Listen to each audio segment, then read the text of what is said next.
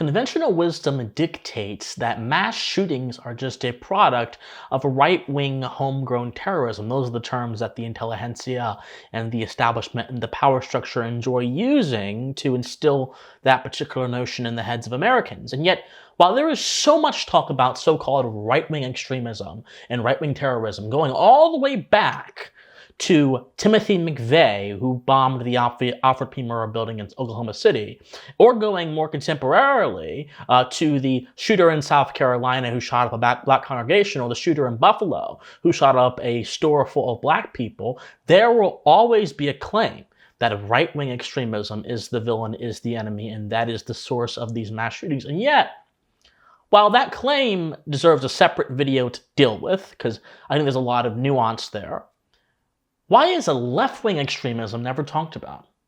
Indeed, when you have these events happen, when they are undertaken by left-wing radicals, rarely will you get the same kind of heft and condemnation that you would get if a right-wing person, so to speak, does it, from the same intelligentsia that blames mass shootings normally on right-wing people. I understand you may have an answer already, or you may think you may have an answer. You may think that it's just hypocrisy, it's just smearing, but there's something deeper that I want to help all of you get to as to why I think there is a connection, not just politically, not just strategically, but a philosophical connection between left-wing extremism and the occurrence of mass shootings in America.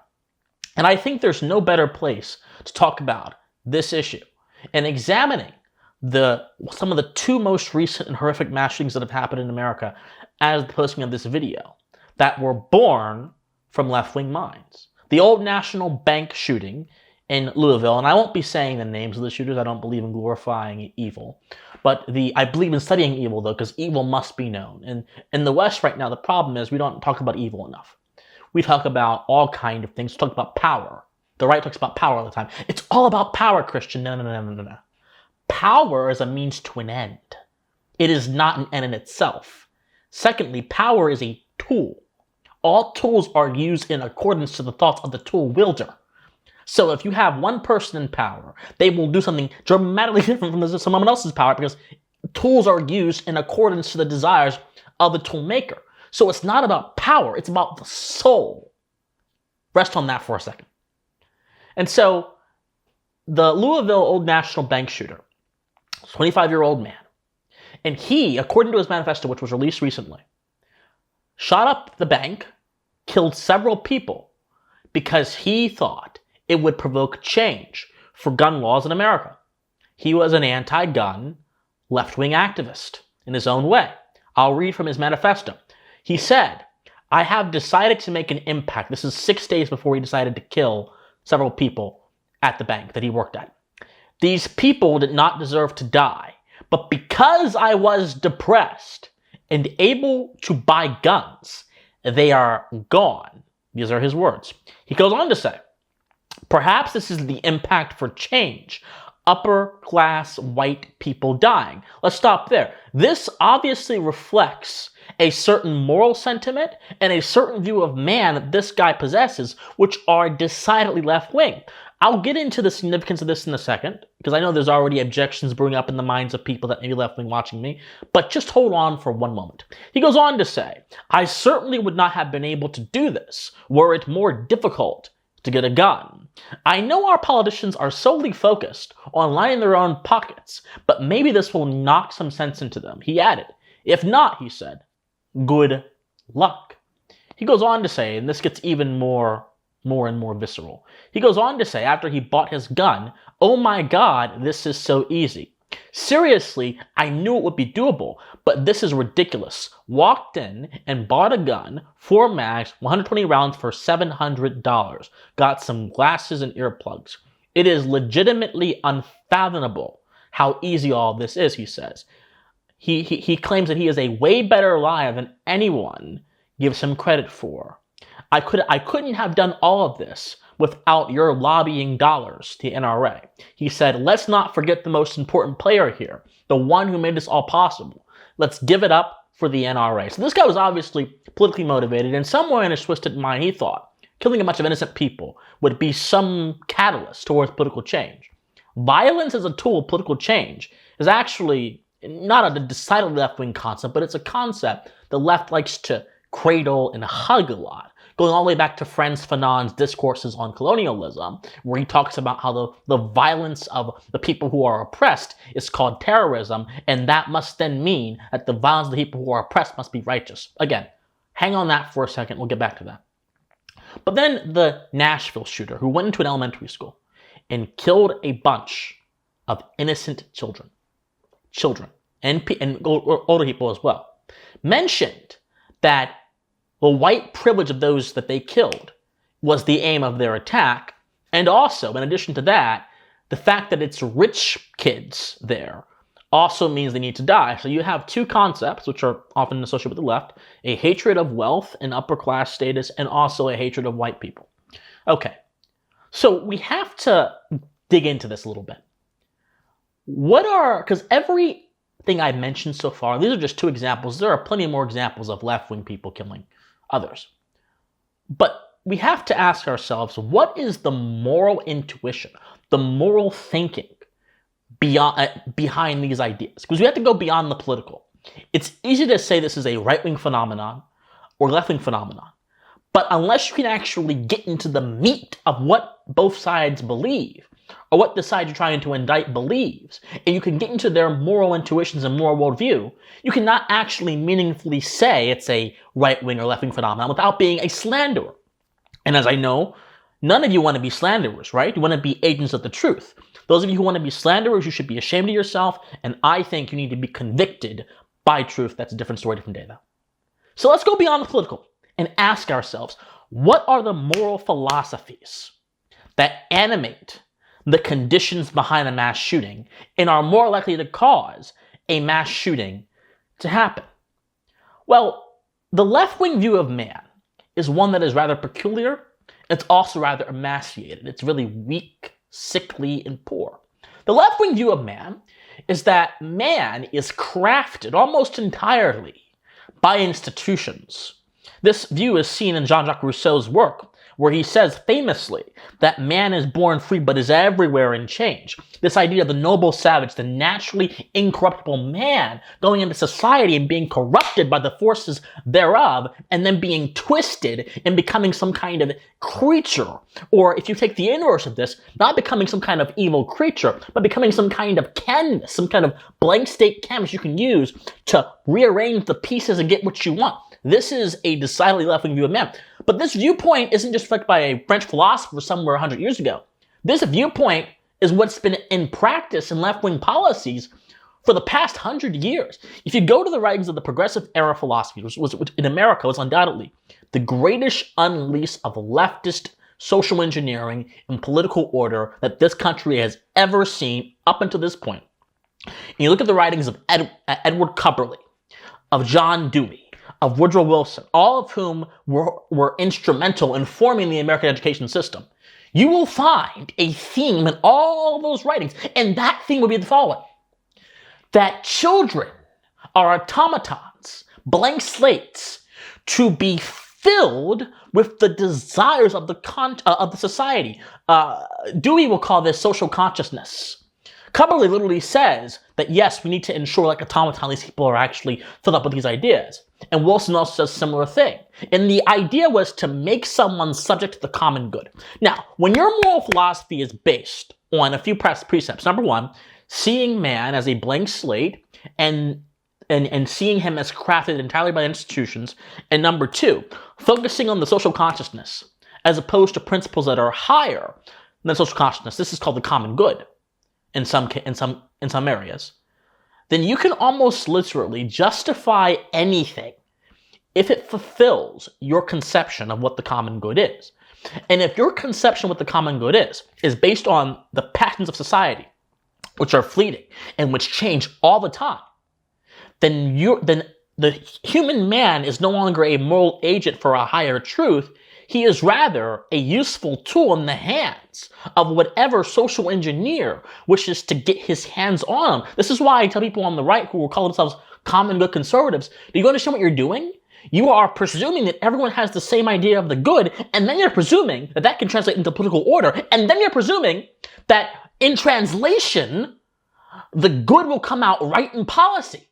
But if you understand the science of politics, science of power, it's that the principles of something are almost always going to be corrupted by the interest of power, because even though power is a neutral tool, there is a realm surrounding power, there is a set of norms surrounding the use of power that are almost always universal across civilizations, so much so that those norms and ideas will oftentimes corrupt the pure ideas that come into the halls of power. This is why I don't understand why people say I'm a common good conservative. No, you are someone who wants to sacrifice the society, sacrifice the individual, and sacrifice sound moral thinking to appease your idea of the good, when in all reality, you can't even get the good when it goes into the political, because the political corrupts the good.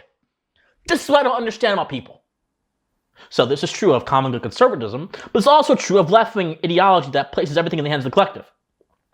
So if your moral thinking is bound up in this very odd ideological specimen, then you can easily justify atrocity. Now let me say this. Not all left-wing people, or most people that are well-adjusted, will be a supporter of the idea of killing innocent folks. I am not saying if you are left-wing, you will inherently go ahead and kill people. That is a reductionist idea. It is a nonsensical idea. It is a non sequitur of the highest degree. But what I am saying is that certain ideas and worldviews lend themselves more readily to destructive behavior and nonsensical behavior than others do. And when your view of man is based wholly on institutions, you will come out with this idea of power that dilutes your understanding of society, and then can make you, if you're messed up in the head, believe that society is all about power, conflict, force, and strife, which will then make you use power, conflict, force, and strife to your own ends if you're a mentally ill person. We should also probably talk about the fact that if you look at political ideologies and mental illness with political ideologies, why does it seem like a lot of the people with mental illnesses tend to have some kind of variation of left-wing worldview? Again, not everyone on the left is mentally ill. I'm not saying that. But what I'm saying is certain ideas lend themselves better to certain conditions. When you have a conservative viewpoint that says that the objective truth is true no matter what you think, a conservative viewpoint that says that man as an individual comes into society in order to make sure that he has a respect for the social principle within his soul, but also in order to make sure that he can voluntarily cooperate. Okay, that goes beyond your own subjective desires. When you have a viewpoint that says that man is actually preset with certain principles that go beyond the institutions in the society, meaning that he does not come into society and get corrupted, but he comes into society with his free will and either becomes corrupted or non-corrupted depending on what he does and what he exposes himself to, that is a radically different worldview that demoralizes the victim mindset that could push someone into harsh actions and props up an eternal transcendent idea. It doesn't have to be God or anything. It can be, and I think that it is personally, but it can be anything. It can be the nature. It can be the principles that are outside of our control. This is the difference between left-wing morality and general ideas that are accepted on the American right, is that one side acknowledges human nature being objective, one side acknowledges universal truth, and the other side reduces everything to power, or if they don't do that, reduces everything to class, but if they don't do that, reduces everything to institutions, if they don't do that, reduces everything to society. That is the problem. And that is why I believe we have to look at the consequences of this kind of thinking. If leftism poses this idea that class, society, power, conflict, and subjective intuition and feeling, and social consciousness dominate the prerequisites for moral thinking, then can someone not take that idea, and use it towards ends that they believe are righteous? This is why you will get leftists justifying terrorism. This is why, in the name of being anti-colonial or whatever idea they have. Because it's not all about power. It's about a twisted view of human nature and an even more twisted epistemology of the world and an even more twisted way of interacting with those two things. That's what it's about. It's about the soul, the heart. And when those things are corrupted, everything else is corrupted. But let's also talk about this. It is true that there have been right-wing shooters. It's true. But right-wing in what sense? The truth is, left-wing collectivists and right-wing collectivists are actually quite similar. See, I mentioned earlier today the idea of the common good. Okay, a right-wing collectivist and a left-wing collectivist can both have an idea of the common good. In fact, if you look at people like Michael Sandel and look at other people on the right who are post-liberals, Josh Hammer or whatever, they all agree that the emphasis should be the society, not the individual. So in form, they have the same emphasis. In form, they are collectivists. In form, their moral thinking is impaired because they reject the first principle of ethical thinking and action, which is an acknowledgement of the individual, which then allows you to acknowledge things about human nature through that lens.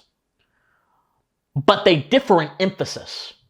See, a left-wing collectivist will bind their ethos to ideas like egalitarianism, equality, equity, the dominance of the classes, things like that.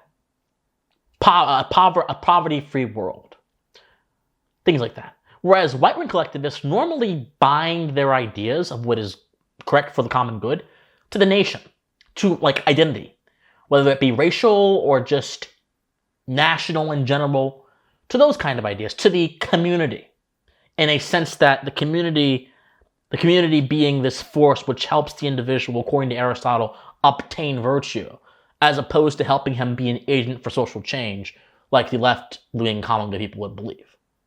So we have these two collectivist ideas that under them you can justify all kind of crazy things if you're a crazy person, even if you're not a crazy person. If you take them to the logical extreme, but they differ in emphasis. That is the true issue. But both maintain a desire to inflict their ideas of the world upon the world through force. And therefore, both open themselves up to lunatics who have that same dimension of moral thinking, who wish to inflict their view of the world upon the world through force. Only a political ideology that recognizes the inherent danger of unconstrained force to the human person, to society, to the world, to the community, will be a political ideology that can maintain a political order within moral constraints. But when you get to collective ideas that are based on the abstract, collective ideas that are based on incorrect views of human nature, collective ideas that can easily, in the mind of someone who's not thinking right, be taken to a bad extreme, even in the mind of someone who is thinking right, because all of us have to check our priors and think to ourselves in a thought experiment, how can my ideas be used in the worst way? Every idea, every ideology in this world, I don't care what you have, even mine, can be taken to an extreme that would put you in some very uncomfortable situations. This is why we need philosophy. Because the philosopher will investigate even his own premises and ask himself, if my idea is put in this circumstance, what would happen? Too many people ignore their priors. So while I believe that left-wing collectivism and right-wing collectivism are both similar in form but not emphasis, I decidedly believe that the left-wing paradigm, due to its emphasis on the subjective, due to its emphasis on intuition, due to its emphasis on class and seeing man as a creature of class, not as an individual, and due to its emphasis on resisting oppression generally, is more susceptible towards the kind of events we have seen in Louisville and in Nashville. This is not to say that all leftists are trying to hurt you or whatever. I'm not saying that at all. I'm not even saying most are. But I'm saying ideologically, this worldview, leftist worldview, renders society much more vulnerable and dangerous to those who are antisocial and wish to do all of us harm. And it is incumbent upon us to reject the leftist worldview of the world, to embrace philosophy, to see society for how it is, to see man for how he is, not as a person who is indelibly corrupted by institutions, but as an individual, an indispensable individual with reason and with God-given talents and God-given skills and with moral value. And then to allow that to inform our political order. Because right now, our political order is not informed by that. It's informed by something very different and very devious. But I believe that if enough of us in America, and around the world too, if you're in Argentina, I got some friends in Argentina, if you're in whatever country you're in, you got people around the world that are watching this, if you're in Canada, especially if you're in Canada, if we engage in this revolution of the mind, and we work to shift the sands, I believe that something good can be birthed from our virtuous actions. My friends, if you want to help me get my content out there, be sure to like this video, comment on this video, share this video. A like is the best thing you can do to help me get the Christian Watson brand out there. Additionally, if you want to support me, you can join my Discord and have a conversation with me. You can donate to me if you want to. All that is in the comment section down below. My friends, hate no one, despise evil, despise ideas that coddle evil, study philosophy, study history, but most importantly, please, stay pensive. Bye, everyone.